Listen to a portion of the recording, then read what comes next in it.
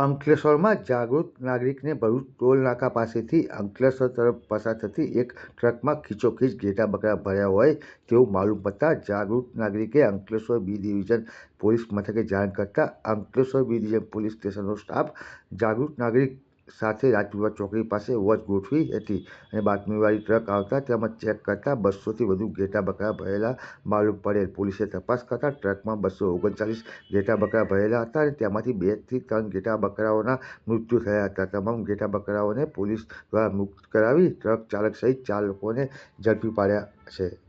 દિનેશ ગેહલોત છે। હું એક જાગૃત નાગરિક છું।